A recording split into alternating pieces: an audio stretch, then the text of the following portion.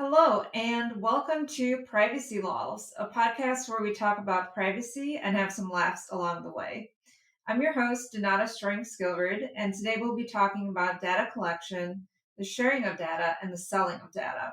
My hope is that by the end of this episode, consumers will be able to understand whether their data is being collected, shared, or sold, and businesses will also be able to understand whether they engage in those practices, as those practices are regulated by a variety of different privacy laws. So today I'll be interviewing Justin Brookman. Justin is the Director of Technology Policy for Consumer Reports, where he's responsible for helping the organization continue its groundbreaking work to shape the digital marketplace in a way that empowers consumers and puts their data privacy and security needs first. Prior to joining Consumer Reports, Justin was the Policy Director at the Federal Trade Commission's Office of Technology Research and Innovation and the Director of Consumer Privacy at the Center for Democracy and Technology. Lastly, Justin has also worked as a New York State Assistant Attorney General. So, Justin, thank you so much for agreeing to be on the podcast today. It's great to have you here. Can you please tell us a bit more about your career and how you got interested in privacy? Thanks very much for having me on. I'll say I first got into privacy and tech policy issues probably when I was at the New York Attorney General's office, which is you mentioned in the intro. I had joined there from a law firm. I'd always wanted to do consumer protection work, and the New York Attorney General's office at the time, this is the mid 2000s, had created a new internet bureau to try to find online stuff that was bad for consumers. And a lot of it was like adware and some early net neutrality stuff, but it started to become more about privacy as well, privacy and data security. So I was involved in a few cases then, and then I think it was starting to become more of a big issue. And so then, when my wife got a job in DC, I was able to get a fellowship with the Center for Democracy and Technology, who had already done a lot of work on privacy stuff, um, and then from then it's been a lot of maybe full time privacy a lot of the time ever since. Maybe not as much in my current role, but certainly at the Federal Trade Commission and at CDT, it was all about commercial privacy, and it's still a lot of my job today. That's so cool. Yeah, I mean, Consumer Reports, where you're at right now, everybody knows about Consumer Reports. You guys provide so many great information and resources for consumers. One of the resources that I was recently looking at is the data privacy product ratings. What are those, and can they be helpful in the upcoming Black Friday and Cyber Monday shopping? Yeah, and that's actually the reason I originally joined Consumer Reports back about like 5 or 6 years ago. I wasn't sure that there was actually a lot of policy opportunities at that time, and that ended up being terribly wrong because I think pretty soon after I joined, Cambridge Analytica happened, the CCPA happened, and then it's been a lot of policy. But I was thinking, Consumer Reports has done product evaluations for not quite 100 years, but pretty close, and we evaluate, what's good about a smart TV screen, and what's good attributes in a refrigerator. But also, like, privacy and security are now increasingly parts of connected products. And so a lot of my initial job here was trying to figure out how to give companies scores on things like privacy and security. And now, as part of our regular rating services, privacy and security is an element of 20 or so product lines. And so we give individual scores on those, but also it affects the overall score. And so if a smart TV is not really good on privacy and security, it's actually going to get an overall lower score. And so that's a big piece of it. We also do a lot of investigative journalism to try to say, hey, here's maybe a product area that's evolving or emerging, or that people are suddenly interested in. I think period tracker apps is an example that, especially after the Supreme Court decision in Dobbs, people were suddenly very interested and worried about fertility data. So we looked at a bunch of fertility apps and talked about what they're sharing to try to expose, what some good practices and some practices not as good. And then a lot of it, maybe the rest of it, is like how-to guidance, kind of practical tips for folks around how to stop your browser from sharing information, like when to update your software. Again, to try to educate folks. A lot of my policy work is to try to not put too much burden on consumers to have to micromanage their privacy, but still, as part of being a digital citizen, there's things you need to be able to do. And so Consumer Reports tries to help folks know the basics to help protect themselves. That's great because it saves a lot of time on research, right? Like not every consumer has the time to read the privacy policy for every product that they buy or have the knowledge to be able to interpret what those things mean. So that's very, very helpful. What about advocating for laws for consumer privacy? Yeah. So, like I said, I wasn't sure how much policy work I would be doing, but then pretty soon after I joined, the California ballot initiative, which ended up turning into CCPA, became a thing. And then, I mean, just since I've joined, California and like 14 or so other states have passed privacy laws. There was a lot of interest in Congress. State attorneys general are interested in doing a lot. So it actually had been a lot of work on the policy front. I will say, like most of our effort has been focused at the state level. A couple of years ago, when it looked like Congress was close, we were pretty closely involved, but mostly pushing, trying to make these state laws that are being proposed stronger. Maybe opposing in some cases bills that we think are too weak, or maybe pushed by industry in lieu of stronger bills. So California has been a lot of our focus. We were definitely involved closely in Colorado and Connecticut, and like I said, a lot of the other states that have gone forward in recent years. A lot of our focus has been on how to make data rights usable. I think a lot of like these laws, they offer you rights, which is great, but it's really hard for folks to take advantage of those. It's asking a lot of folks.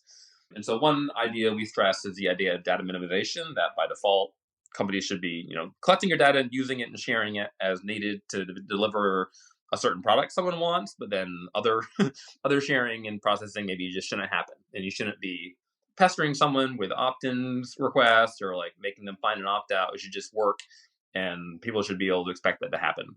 Though the laws we've been able to pass have not been quite that strong, so a lot of them are opt-out based, and so we try to find ways to make opt-out more usable. And so a couple ways we did that are: one, on universal opt-outs. If you want to, through your browser, broadcast to everybody, whoever you are, I don't want you selling my data. And so that's an idea that was included in the California law. It's been included in about half of the laws that have passed. That you can appoint some sort of universal browser setting to opt out for you. And so we helped coordinate the Global Privacy Control Project, which is an open source standard for you to, in your browser, send to everyone a request not to sell. And then there's also the idea of authorized agents that, okay, it's a lot for one person to manage. Maybe you can appoint someone to help manage your opt-in requests, your opt-out requests, your deletion requests, your access requests. And so there are provisions in most of the state bills around that. And so Consumer Reports now has a product called Permission Slip, which is designed to help you kind of manage where your data is stored across different services. So that's something that we actually launched just last month in the Android store. And in addition, we are already in the Apple store.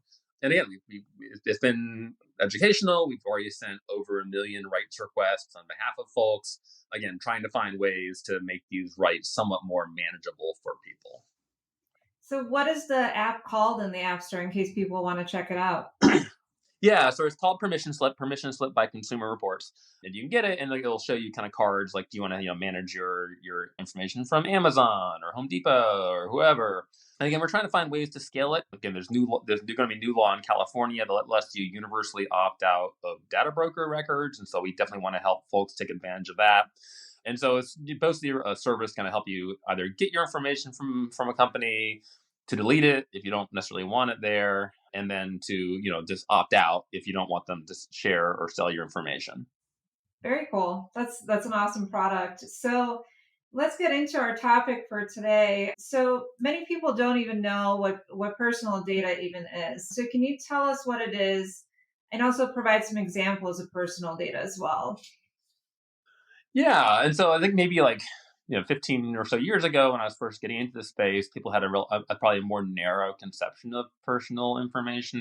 We talked about PII, personally identifiable information. If it was tied to your name, then that counted.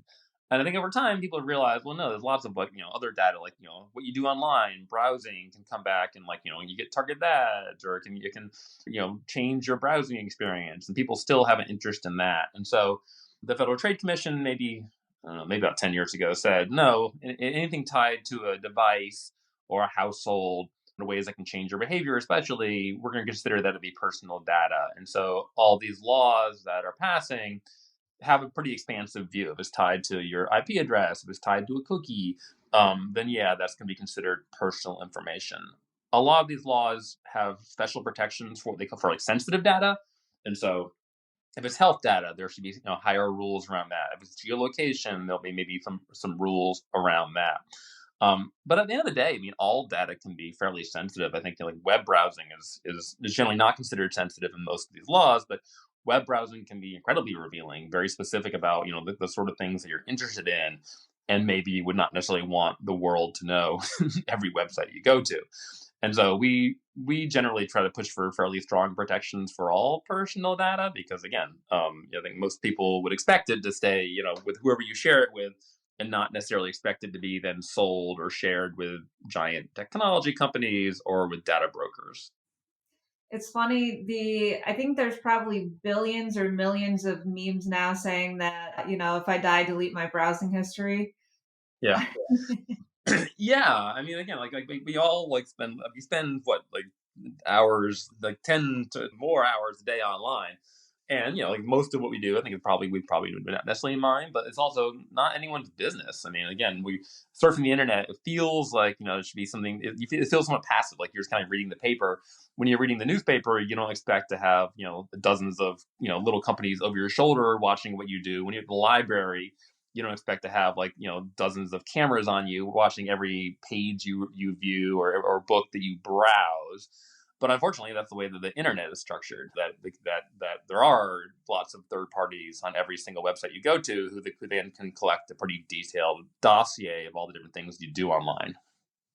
So, speaking of third parties, I mean, most of us have submitted our data to websites, like we've filled out contact forms, email newsletters, subscription forms, maybe we've created accounts.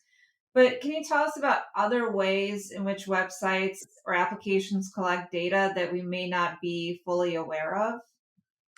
Yeah, so yeah, when you're typing information in, you're just kind of intuitive that you're sharing it at least with that company. When you're logging in, you provide your email address, but after that, you don't necessarily know what's going to happen. It's like most websites have companies like Google and Facebook and maybe other data brokers embedded. So your information about what you're doing there might be shared with them and then added to their general profile about you. Also, especially when you give identifying information like an email address or a phone number, then they can go to a data broker and say, "Oh, tell me more about this person." And so, even if you didn't share your interest or some other histories about things you did on different sites, they can import that from elsewhere. And then, like in the physical world, when we share information all the time. When you go to, first of all, your phone is constantly collecting and in many cases sharing geolocation information about all the places you go. And so when you open an app and it says, do you want to use geolocation? Maybe you want to know like the location of a store nearby, but in fact, it's then sharing information about who you are and where you're going. Also whenever you use a credit card, like that creates a record of what you're doing. And a lot of companies are trying to get smarter about matching credit card and purchase data with information about you and maybe about what you do online. And maybe it's just to try to see if advertising is effective, and or maybe it's to kind of figure out, oh, this person's a big spender or this person's really interested in a certain product. So let's try to find other ways to get this person to buy more of that. Some of it is really creepy. This happened to me a couple days ago where I was going onto a website to look at coffee tables because I need a new one. And I did not submit any of my information. I didn't subscribe to anything. I didn't buy anything, nothing like that. And then 2 days later, I started getting emails from them saying, here are all the coffee tables that you might be interested in. And there are companies now that can tie your browsing history to an email somehow and then send you emails that you never signed up for. Yeah, I mean, I've had that happen as well, and I think a lot of people probably have seen that experience. And and so yeah, if you share online with like, I mean, let's just say the Washington Post. I don't know if the Washington Post does it. You give them your email address, then that company can then share it with a bunch of other data brokers. And then if that data broker, so then like that data broker can know that cookie 1234 is associated with Justin at gmail.com. And then later, if you go to a different site that also uses the same data broker, that data broker can recognize that cookie and say, "Oh, that's that cookie 1234. We know that's Justin." And then they can tell the new website owner, the coffeetables.com, "Oh, well, this person didn't buy anything, but for a small fee, we can let you email that person to try to nudge them to buy more."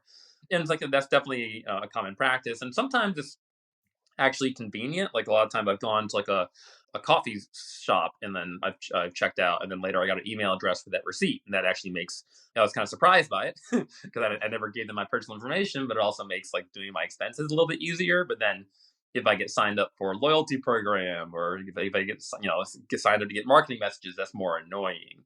And so it's companies like right now are trying to find like what's the appropriate line for what's a useful little nudge and what's more abusive. Yeah. So as a regular consumer, if I'm just visiting a website, how would I know what data is being collected from me? Yeah, unfortunately, there's no great answer to that because, like, it's kind of intuitive what you're handing over. But then again, if you enter an email address, like you think you're just sharing it with the Washington Post or whoever, you don't necessarily think that this could go to a data broker, this could go to someone else, this could get shared with Google or Facebook.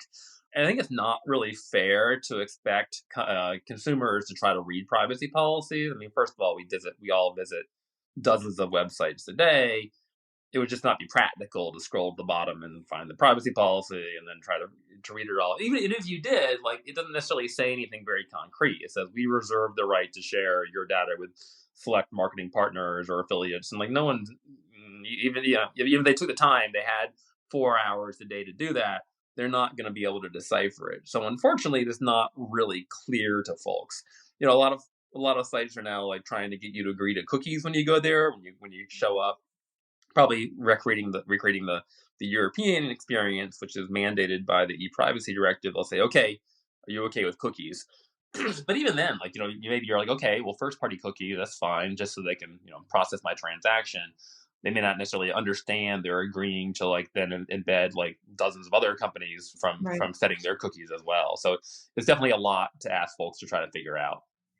Absolutely. So you kind of touched on sharing data. So once a website collects data, is it customary for that data to be shared? Like, what does it mean to share data? Yeah, it's pretty common. So I mean, that's like the way that the web is architected. So when you go to any publisher site, there's usually going to be like dozens, I don't know, of third parties embedded there. And then just by the nature of the way that the web is set up, it sets a pixel and then it pings to them, and then they can set their own cookies. And so that by definition kind of shares data with them. It's kind of open question: is that considered to be a data sale? Is a company promising only to do it for very limited reasons, just to help the first party, in which case maybe that should be under certain rules. But again, that's really hard for any individual to figure out, even if they know, even if they set a web browser extension to show how many third party services are on any given site, they can't really necessarily know what any of those third parties are doing. Maybe they're totally benign, maybe they're actually helpful, maybe they're making the site experience better, or maybe they're a data broker or doing something that they might consider to be more nefarious. Yeah, I think a lot of consumers don't understand that you do have to share data somewhat to be able to run a business, right? Like, let's say I buy shoes online, my information has to be shared with a shipping company to ship the actual shoes to me, right? So that kind of sharing is expected and customary, and it has to happen to provide the goods and services that people are buying. But I think there's a whole another sense of sharing where sharing is not necessary and not expected, right? So instead of sharing something with a shipping company, you're sharing data with a data broker. Yeah, it's definitely a continuum. So like some sharing is totally fine. Like your example is a good one. I often use Amazon. I go to Amazon. I don't want them to have to like get separate permission from me to share my information with like UPS just to send it to me or to process my credit card. Like that's kind of intuitive. Like I don't need to click some okay, yes, you may ask Chase to charge me money. That's kind of like intuitive to me. And then there's like some kind of like middle ground area, like sharing with like maybe like Google Analytics, and like again, that's just like to make the site run perfectly, maybe to like to some basic debugging. Maybe that's not too controversial, and maybe there's some like sites that try to like optimize the site to make it better, or maybe make it a little bit more effective in trying to get me to buy stuff. And maybe that feels a little bit more manipulative, but it's all still right there in that first party experience. And then there's like, yeah, sharing with data brokers, again, maybe to help connect coffeetables.com to to me in the future in ways I would never possibly expect. And I think the laws try to distinguish that. And so like all these new laws that are being passed often preserve a lot of like the basic operational uses and maybe some of the analytics and maybe even more expansively things like audience measurement or advertising effectiveness. And they try to like actually attack more directly the sharing with data brokers or sharing for targeted advertising. So, how would a website owner know that they're sharing personal data? Do they just, think about the fact that they're using third-party services, so that means that they're sharing data? Yeah, that's a good question because I mean, like, yeah, it seems kind of intuitive. The website should know what it's doing, but in practice, you're right. A lot of websites don't actually know what they're doing. By default, it's kind of expected that websites will have to rely upon a lot of third-party services to deliver the functionality they expect, like Google Analytics, like the Facebook Pixel, and so. Almost all websites now do rely upon third parties, and the mobile apps are even more so. You kind of rely upon software development kits, SDKs, to kind of build a lot of the basic functionality of the app. And in some way that democratizes apps, it kind of makes it like easier for like a small developer to do stuff. They can just rely on Google or Facebook or someone else to do a lot of plumbing for you, which is great. But it also means you lose a lot of control. And so a lot of websites will know they embed Google and Facebook and maybe like 10 or 20 other companies, but they probably won't necessarily have the capacity to figure out what they're doing, or they might not configure it right. And so there's been lots of like, I guess, mini scandals where like say, hey, oh, this app is sharing data with Google and Facebook. And like that's understandable, but like a lot of times Google and Facebook will say, well, we didn't want that data. We don't want like to know like what prescriptions you're buying or what your medical history is. We tell companies not to do that. But again, it's kind of like companies are, you're a small business, you're trying to like, meet payroll and do lots of like 1,000 things. And maybe you're not an expert coder, or maybe you're relying upon like a cousin to help you configure your site. And again, you may not necessarily know what all the companies you're relying upon are doing with your data. I mean, it's definitely too much for consumers to read 20 privacy policies, but it's also a lot to expect like business owners to read and process 20 privacy policies. Maybe they should be, but in practice, I think it's just not happening. It's interesting seeing from all these new privacy laws, seeing so many new products that are more privacy focused for businesses, like Google Analytics alternatives that don't collect all this data. So it seems like there are a lot of choices, but those privacy focused choices are paid, because with Google, it's free because they get the data and then they sell it and then they make the money. But with the alternatives, you do have to pay for them, but they do offer more privacy protections. Yeah, I think there is more of a market for it. I mean, again, I think we have had like 15 or so new laws, and obviously Europe has had law in effect since 1995, but they've gotten more aggressive in enforcing it. And again, it's all trying to go back and in some ways put the genie back in the bottle. Back in the ways websites were developed back in the 90s. They did rely upon third parties, and I think they didn't like people knew it was a problem back then. Third party cookies were kind of an accident of web development. They weren't like designed to do that, but then people realized, oh, they could use cookies for this purpose. And I know like Epic, the privacy group, sued DoubleClick back in the day for tracking people using third party cookies, and the court said no, it's actually probably okay under the law, and it probably was like legally, but people are still creeped out by it and don't like it. And so I think now we're seeing lots of efforts to try to undo that. And again, I think it'd be great if we can rely upon more privacy friendly alternatives to it. Again, Google is largely dependent upon a lot of third party tracking for a lot of their revenues. Though, again, like a lot of the basic search revenue is not by nature privacy invasive, but stuff they do through the DoubleClick and AdBob services do rely upon that. But even Google, does recognize that a lot of this needs to change and the winds are shifting. And so, they've announced they're getting rid of third party cookies in Chrome at some point. Though there's a lot of open question about what they're going to replace it with. Is the replacement just going to do the same exact thing, maybe in slightly more privacy preserving ways, but still with the net result about people getting targeted ads or having data shared in ways they wouldn't expect. So a lot of that's still to be determined. Yeah, it seems like they've been working on it for forever now. But let's talk about selling personal data. So I think there's two meanings to selling personal data. So one is kind of the conventional sense, which I think that most consumers think of, which is taking the data and then selling it and getting money in return. And then we also have the new privacy laws where they talk about providing data for other considerations. So you can provide it for money or other consideration. So, what does selling data actually mean? Yeah, so I think the original CCPA was written explicitly said that don't there should be an opt out to selling data. And a lot of companies in response to that said, well, no, we don't really sell data, right? You think about like a shoe company like shoes.com, and they'll embed Google on their site or advertisers on their site, and they'll share data. But then they'll also will give them money and so, hey, here's some money, go target this person somewhere else. And so I think they would say, well, it doesn't really feel like you're selling data. You're kind of giving the data away and giving some money away in exchange for advertising. You're selling advertising, and so a lot of companies said the CCPA doesn't apply to us. And so, but again, the CCPA was trying to get to that. They just didn't really maybe articulate it quite well. And so CCPA was then revised to say, okay, you can now opt out of selling or sharing. To try to get to other ways of like commercial sharing that felt invasive, and you might want to offer folks the ability to opt out of that. Other states got to it in different ways. They retained the definition of the prohibition or the opt out for selling. They phrased it a little more expansively, right? Like you said, for any consideration. But then they also offered new opt outs. Like there's now an opt out for targeted advertising in most of these states. There's also an opt out for profiling. And so I think what was originally perceived of as a loophole in the CCPA, I think has been closed, though closed in different ways. And again, we're still relatively early days on enforcement. There's still, even though we have like 15 of these new laws, there's still only been like one actual enforcement action of the CCPA, and that was over a year ago now.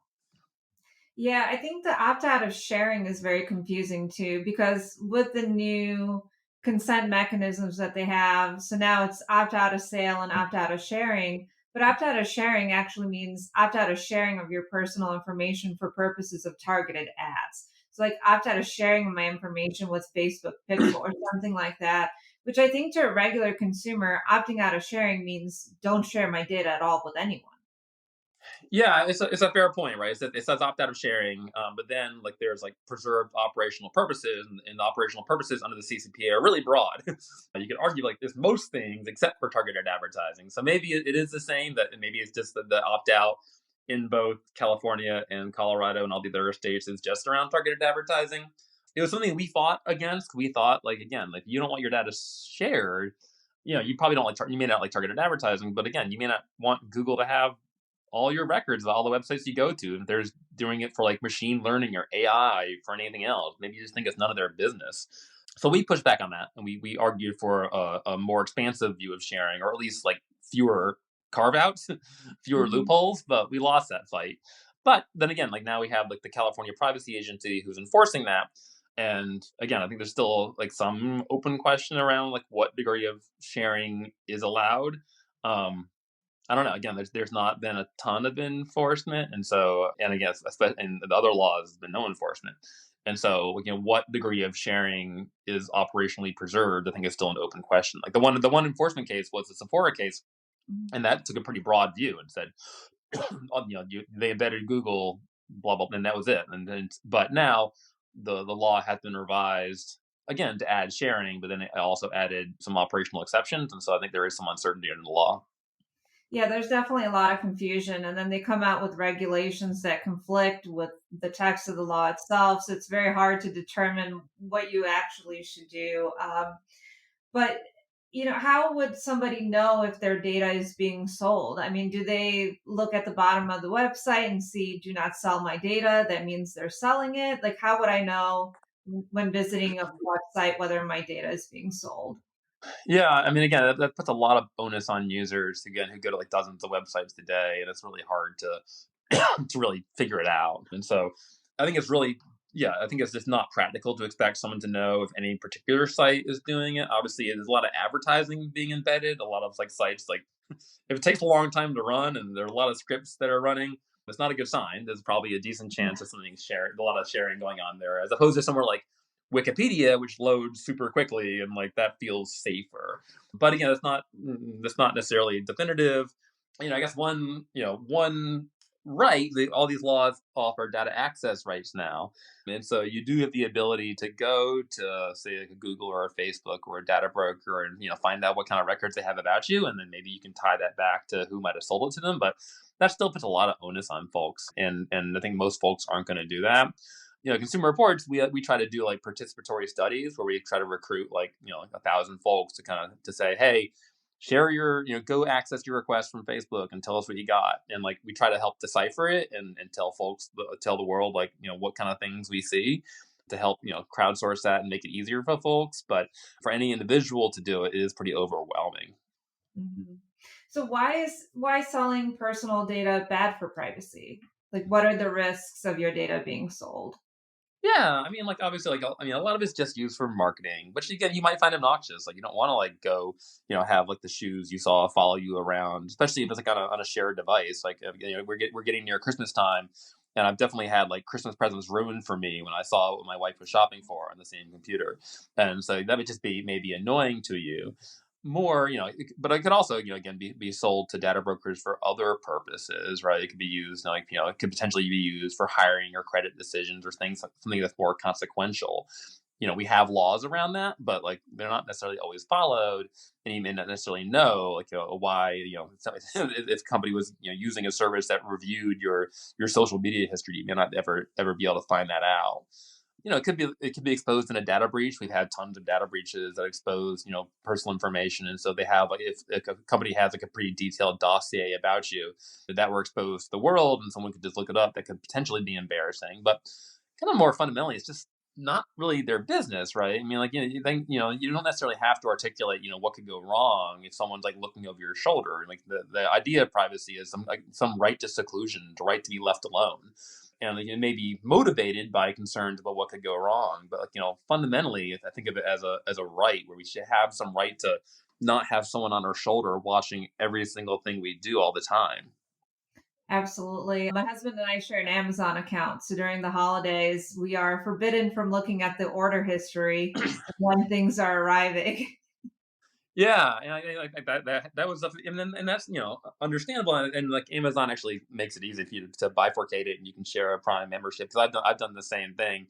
But again, that kind of ask a lot of folks to kind of micromanage their everything. Like, okay, we can have certain rules for Amazon, but again, then if suddenly, if you're just like going to the New York Times and want to read the news, and suddenly you see like like the coat that you're just shopping Yeah. for, it can be pretty frustrating. And so I think a lot of folks in response just install ad blockers to kind of like cut advertising out entirely. And I'm sympathetic to that, because like that's probably the easiest way to make sure that no tracking happens. I actually like advertising. I don't mind it. I just don't want it to be like tailored to every single thing that I've done online. But I think for most folks, like the kind of brute force solution is probably the most effective right now. I have all of my advertising privacy settings on, and the ads that I receive are amazing because they're so far from what I would actually be interested in. Great example is I get ads for men's underwear that are extremely graphic about men's issues, and it's really funny just thinking of who they think that I am, having very little data. Yeah, I always like find like the Waze ads to be startling. Like, again, Waze is owned by Google, like one of the most sophisticated companies in the world, and they're always like, "Do you want to drive like 80 miles out of your way to go to Kohl's?" I'm like, "No, not really." And again, I find it somewhat like charming how untargeted and maybe ineffective it is, but it is somewhat like startling. I mean, again, that's the case where they have some degree of first party data about you, and maybe there was a coffee store right nearby, maybe that would not be terribly invasive because they know where you are. And if you're stopping for a little bit, like that's the sort of ad that folks might find to be somewhat more contextual. But it's more like when you're doing something totally unrelated and they're using some fact about you that they don't necessarily have any right to know, that I think folks find to be more objectionable. Yeah, absolutely. Like women getting ads for pregnancy products, or something like that, which can be very sensitive. Um, do you have any final tips for businesses on ensuring that they treat customer data responsibly? Oh, geez, yeah. I mean, try to do some due diligence. I mean, for better or worse, these laws apply mostly to the businesses and not necessarily the data brokers and the ad tech companies they're using. Because again, it's a right not to have your data shared or sold, and so that falls upon the company that's doing the sharing, not necessarily the company that's doing the collecting. And so, like again, the one enforcement action was against Sephora, like a publisher, and not against like all of the third parties who got the data from Sephora. And so the legal obligations are on you for configuring your website. And so, trying to know like, what you're doing, trying to honor, browser based signals to and again, like most of the most I think publishers rely upon like a company like OneTrust or Transcend to do a lot of the work for them. And they do offer good tools. They are helpful to kind of like either honor global controls or to limit sharing to in a lot of cases. It is some work, but I think, fundamentally to respect your customer base, I think you kind of need to do a little bit of legwork to not share data that they wouldn't expect you to do. Awesome. Well, thank you so much, Justin, for joining us today and for sharing your tips and your knowledge. This has been super helpful. And for anybody listening, make sure to subscribe so you don't miss the next episode.